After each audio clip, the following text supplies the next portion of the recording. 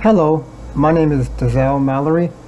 I'm owner and founder of Baywide Disability.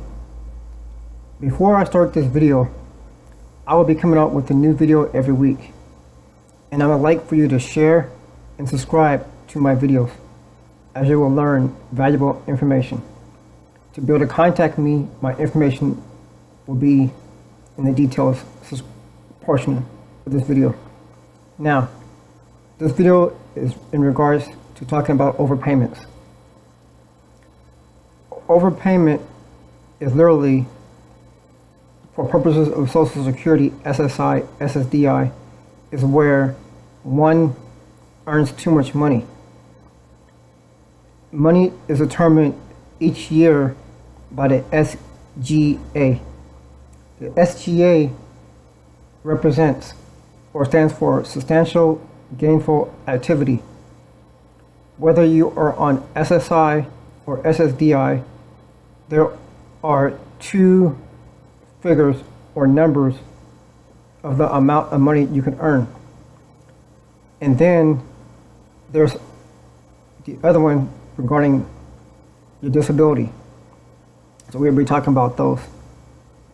Now let's break this down for you to understand. For 2019, the SGA has three subcategories of earnings that applies. The first is SSDI. SSDI, for those who are on Social Security, represents Social Security Disability Income. As you have known or are aware, SSDI is where you have paid into the system. And SSI is Substantial Gainful, Supplemental Security Income, SSI. With SSI, it's a monthly benefit for those who are who are disabled or have a lack of credits, which causes one to be on SSI. Because you're on SSI, the rules for where you can earn money under the SGA is lower than those for SSDI. For SSDI, the amount you can earn before you reach an overpayment for blind and SSDI recipients is $2,040 a month. Now, if you are on SSI, it breaks into two categories. If you do not have enough credits and you are receiving SSI as a blind person, you can only earn $1,220 a month. And the other one is non-blind, receiving SSI is also $1,220 a month. For those three subcategories under the SGA rule, that is how much you can earn each month. If you earn anything over that or over those numbers each month, Social Security will automatically flag you as an overpayment. What happens when you receive an overpayment or you're flagged for an overpayment from Social Security? Well, in order to talk about that, you must understand that there's two different sections in understanding an overpayment to where you could be flagged, to where the rules may not apply, and how it can be done. If you are blind and you receive an overpayment, what Social Security will do is they will look at your expenses for you being blind. Now, the good thing is with being blind and receiving SSDI and even SSI, a lot of categories or items that you paid for, either for work or self-employed, can be reduced by Social Security to get you under the SGA limit. Now, if you are non-blind, well, that doesn't quite work like that. The only exception would be is unless you're self-employed. That's where things can be deducted. But otherwise, the two rules of income for blind and non-blind is 2040 SSDI, 1220 for SSI recipients who are non-blind, and 1220 for blind SSI recipients.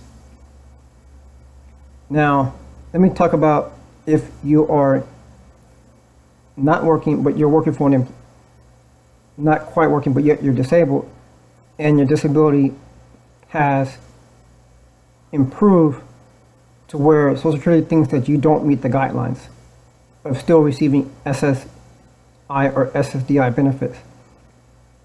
That's when you can also be considered overpaid by Social Security. Now, in either of these two situations, there's three options that are available to you.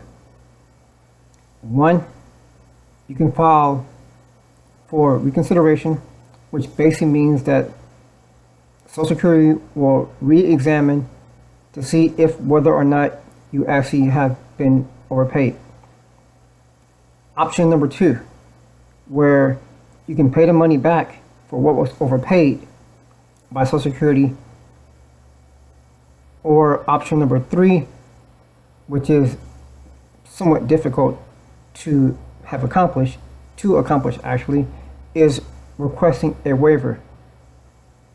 Now, let me talk about that a little bit more in more detail.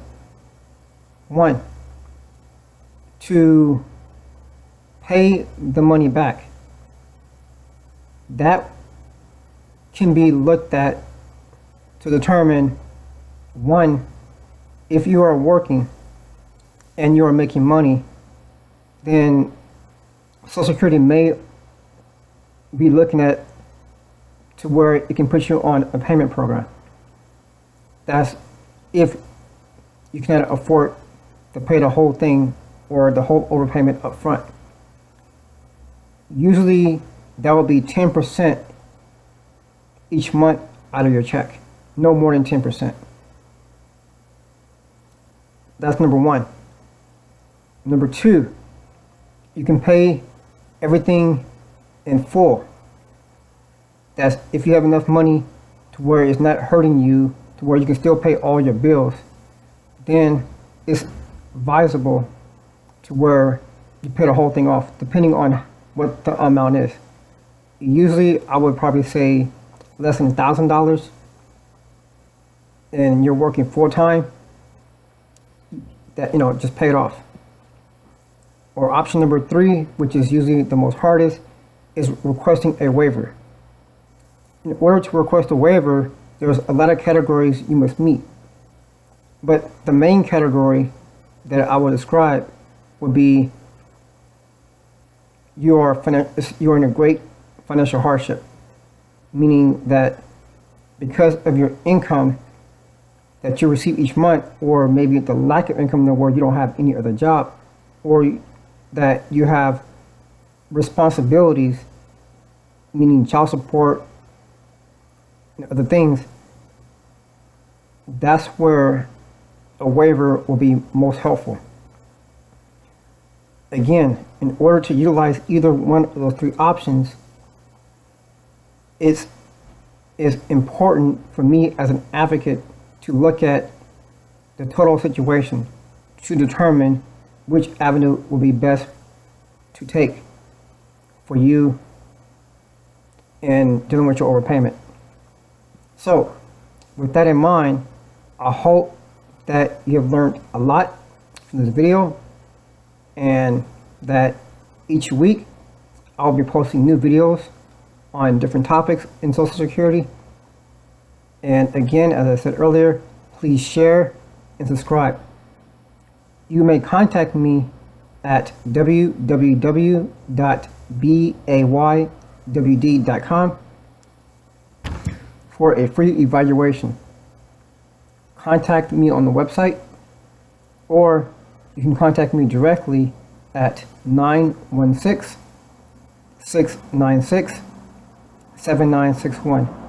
I am also available for presentations for both individual and group in different agencies. Talk about various Social Security topics. Again, thank you for watching this video, and I hope that it was very educational for you. Thank you, and have a nice day, and see you next week.